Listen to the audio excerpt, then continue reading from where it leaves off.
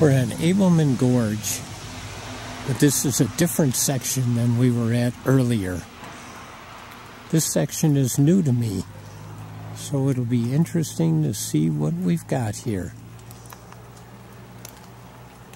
Ableman Gorge, just outside of Rock Springs.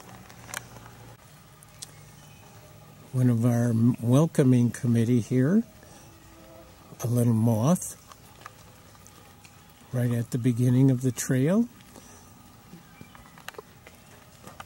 We're heading down toward the Baraboo River here. And there's lots of ferns.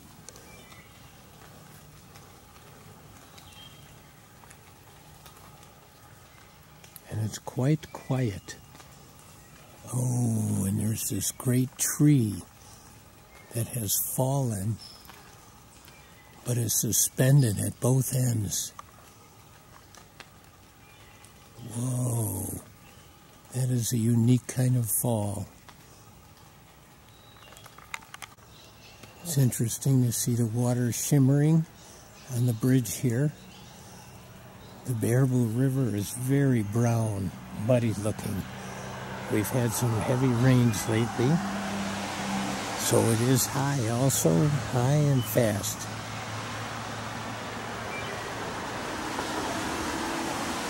Seeing some swallows flying under the bridge, as we've seen on the 400 trail and also at Mirror Lake under the bridge. It has been rainy lately, so the trail along the river here is pretty muddy. And it's also very buggy right now. Just a unique visual.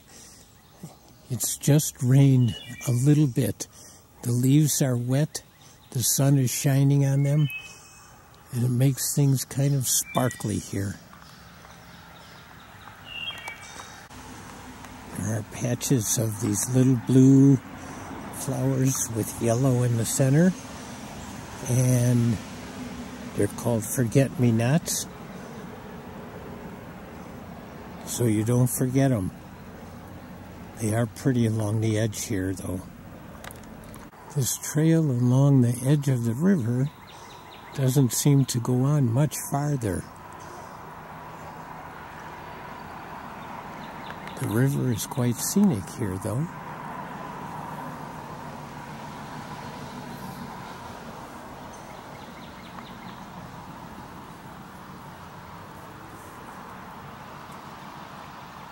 Nice little shady spot over there on that side of the river. Nice little tracks in the mud here. Long toes. One foot right behind the other. It looks like a raccoon track to me. Looking for some food along the banks of the river. Pretty typical. We're trying another trail here at the same area. This one goes away from the river. Looks like it goes up into the bluffs. Let's see where it takes us. Oh, this is great scenery here. The mossy covered rocks, the way up into the bluffs. The sun coming through a little bit on the leaves. And the deep forest here. Well, I could be mistaken, but I think these big heart-shaped kind of leaves are wild ginger. There's a whole patch of them here. And there's also some mayapple plants.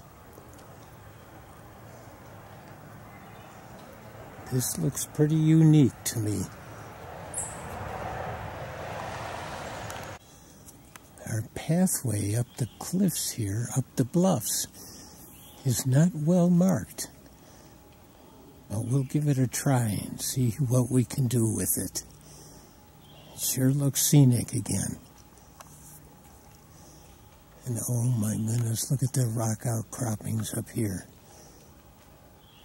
Looks like some conglomerates. I'm noticing the understory here. Ferns, ginger, and small trees. It seems healthy. I'm not seeing the typical honeysuckle or buckthorn or garlic mustard. Must not be a lot of people that come this way because it looks pretty healthy. Looks like some interesting caves, little hideouts for critters in amongst these big rocks, moss-covered, fern-covered rocks, the Baraboo Bluffs.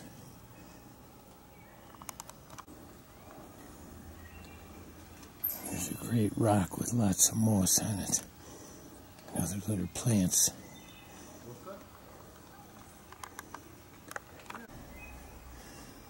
What an interesting rock right in the middle of the trail. And this old tree. I wonder what the story is here with this tree. Very interesting. We've come to the top of the hill and it flattens out here. And there's two trails, one to the left and one to the right here. I'm thinking the one to the right heads to the river, the one to the left to more cliffs by Van Hise Rock. Interesting little outcroppings here. Looks like there's a little path down there too. And more down trees. Wow. Twisted and broken. An intricate spider web here. Looks like it's held on by four corners here. What a marvel. How the spiders do that. How they know how to do that. To catch their prey. There really are some nice scenic little places along in here. Overhangs, rock outcroppings, mosses, broken trees, all kinds of interesting things. And it's a pretty steep hike up here. We're heading in the other direction right now, away from the river. We never did see the river though on that other trail. But we're going the opposite way now. This must be the road that's traveled more. We're seeing garlic mustard up here now. And it's too bad. All these spiky little things. That's the garlic mustard. Well, we're up pretty high. And there's a pretty steep drop off here. I think we're going to be on top of the bluffs that we normally go by, except we normally are near the bottom of them. We'll see. We'll keep following this trail. I had to stop at this tree, a cedar tree, and it looks old to me. They say that the cedars that grow along the banks of Lake Superior are some of the oldest trees in Wisconsin because they grow so slowly and their habitat is not great for nourishment. And I'm thinking this is a very old tree also here. Interesting one. I think I may have mentioned this once before, but I think it's worth mentioning again. See how this tree is bent so far down and then it goes up again? This just, and I don't know if this has happened with this tree, but it reminds me of the Native American road signs from a long time ago, and I'm guessing this tree is quite old, so it could possibly be. So when they would go hiking and they'd find a good place and they'd want others to follow them, they would take a sapling tree and they would bend it in the direction that they wanted other people to follow. And then as the tree would get older, it would keep that bend. And this tree has a bend in an unusual spot. And it's pointing toward the edge of the bluff. And so that could mean something. So travel until you see that tree, and then you got to be careful of the bluff. As I suspected, we are on top of the bluff where we normally hike down below, and we see the vertical wall, and we see all the mosses, and here we can see the quarry across the road and across the railroad tracks. So we are up quite high here. As you can see, we're way above the tree line here. Overlooking the quarry across the road.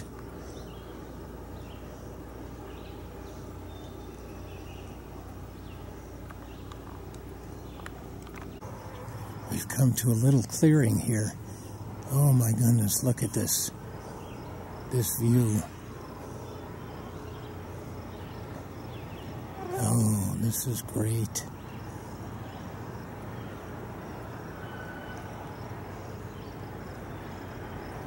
And we are way up.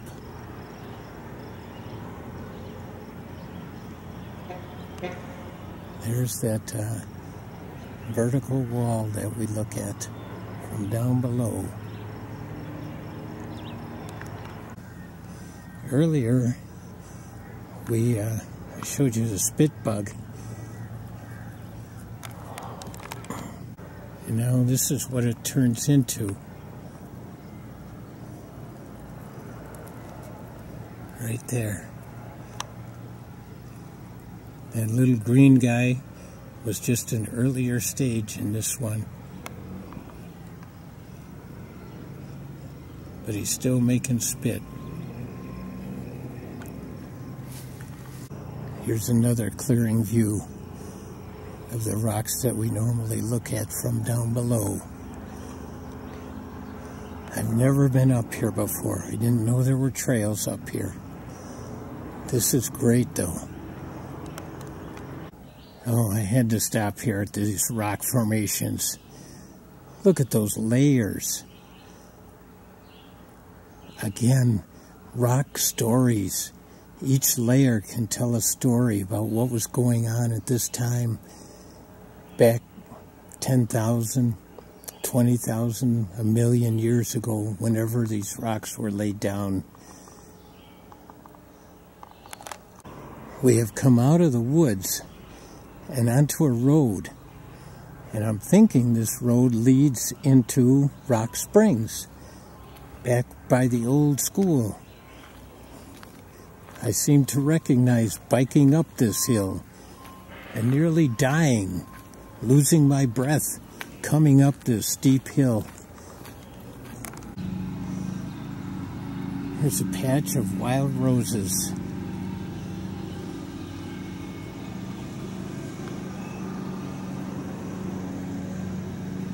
There's one more unique plant to know as you're walking through the woods. Hey, Rose, how you doing? We have come down from the high trail that I didn't know was there. It's great. What a great find today. A new trail so close with great views close by. It'll make for a nice field trip. And now we're at the lower entrance again, and we are greeted by, yes, poison ivy is plentiful down here. Leaves of 3, but you've got to recognize the leaves also, because lots of things have leaves of 3. jack-in-the-pulpit, trillium, berry bushes. So these are a bit shiny. The center stem on the leaf is a little bit longer than the other two. They're not symmetrical sometimes. Yep, you gotta know them. And here we have some cup plant in the wild. You can tell it's cup plant because of the way the leaves come together and cup the moisture in there. It's also pretty much a square stem. It's a nice prairie plant. Just a little while ago, we were up on top on a nice trail looking down here. What a great find.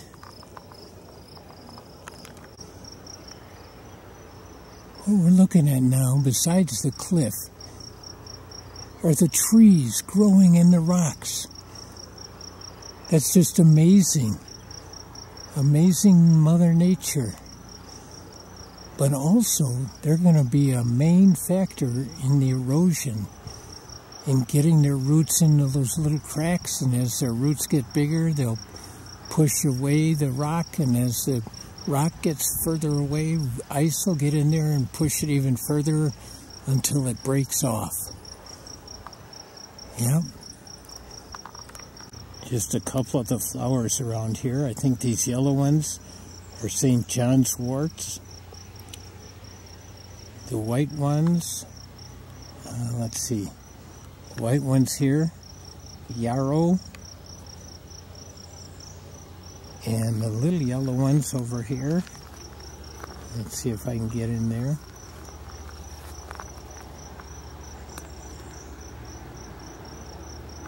Little yellow ones are, where are they?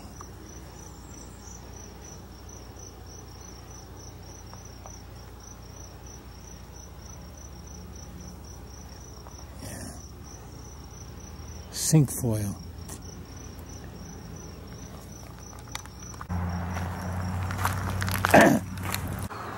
We're in a little pathway. It's kind of a runoff area here. And because it's a runoff area, it creates a unique opportunity to find crystals, quartz crystals. They seem to be growing in the rocks here, and then for some reason they break off because freezing or falling rocks or whatever. But since this is a state natural area, we're not allowed to keep them, and so we sprinkle them about where we found them. And it's the high point of bringing kids here.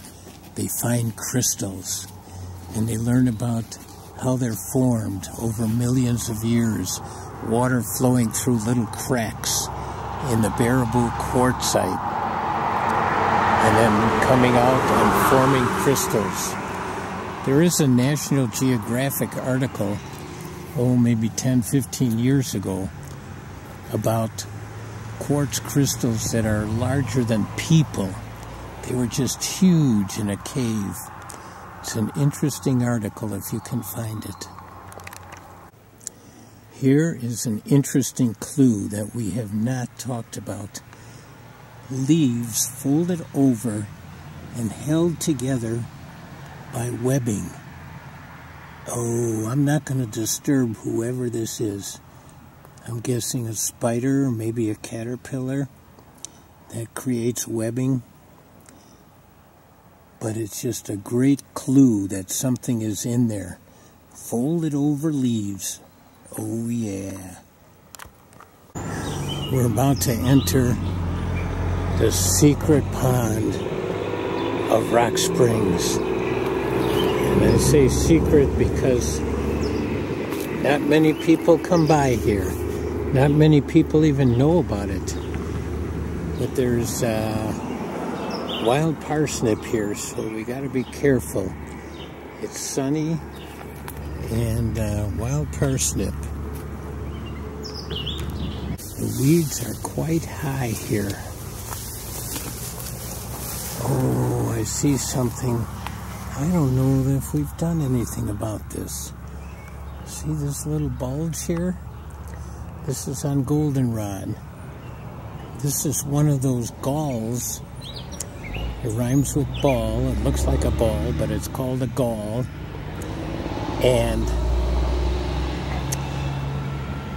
early this spring, when the stem was nice and juicy and just growing, a goldenrod gallfly came by and landed on the stem and laid an egg. Boy, there are nice bird sounds here too. And when that egg hatched, the larva crawled into the stem. And if that stem could talk or react, it would be going, so it grew this around it to protect itself. Kind of like they say an oyster when it gets a piece of sand. It secretes some substances that make the pearl. So we're going to open this up and see if there's a larva in there. First, we're going to check it on the outside, see if there's any holes. If there's a smooth hole, it means that the larva hatched out, morphed out, and became a goldenrod gallfly. If it's a jagged hole, it means it was eaten, picked out by a bird or something else. I picked this one out, opened it up. It's a little bit brown inside, which may indicate that there was something living in there and might still be living in there. But normally when I open these up, it's the fall, and then you can find the larva. But I think the larva might be too small right now for me to see with my poor vision.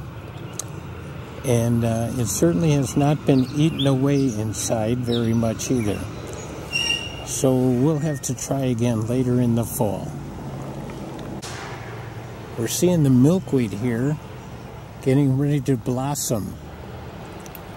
And that's another interesting sign when the flowers come out and then the pods come out.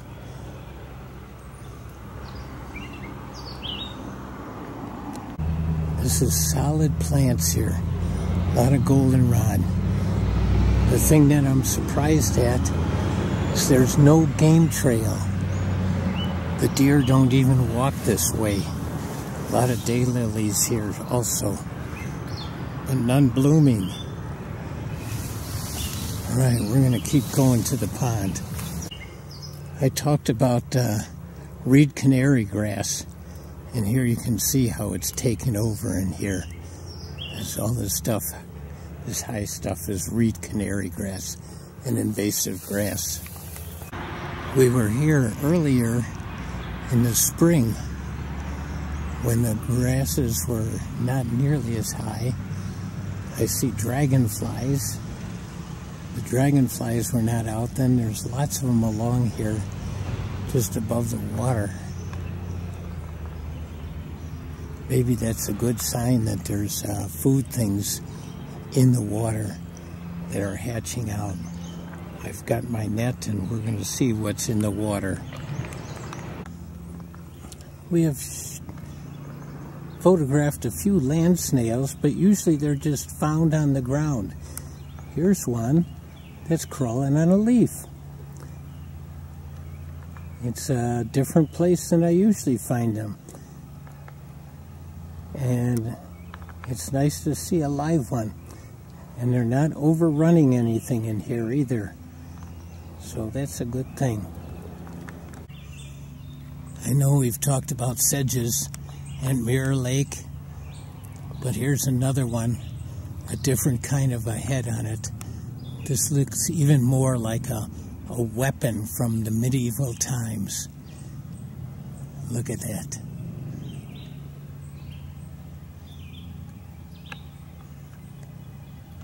And it has three-sided stems. Sedges have edges, 3 sides. I'm holding this neck high so you can see how tall these grasses are. They're about 5 feet tall, and there's no pathways through this. So I am hoping that because there's no pathways, that the deer have not been through here and deposited ticks. I definitely will do a good tick check though when I get home. This is one of the more common damselflies. I think it's called a bluet. Oh, there he goes. Here's another one close by. They are gentle and fragile, and sometimes, like if you're swimming with keeping your head out of the water, they'll land on your nose, or if you're in a boat, they'll land on the boat. They're perfectly harmless. Now, unless I wanted to walk all the way around the pond to get out, I have to go through the cattails. And at least they're not like the wild parsnip. If they touch me, they're not going to create blisters or sun sensitivity. It's just that cattails oftentimes have their roots in the water. So my feet are getting wet. But I feel like I'm walking in the jungle. A great adventure here. After all the time with my net and trying to catch things in the pond, I got very few things. A couple of minnows. This one looks like maybe a mud minnow. And some beetles. Let's see what I can find down here. The water was kind of dirty. Oh, and some tadpoles. There are a lot of toad tadpoles, but this is bigger than a toad tadpole. That's a frog tadpole. And here are some of the dragonfly nymphs. There were several of those. And some beetles. Some water beetles.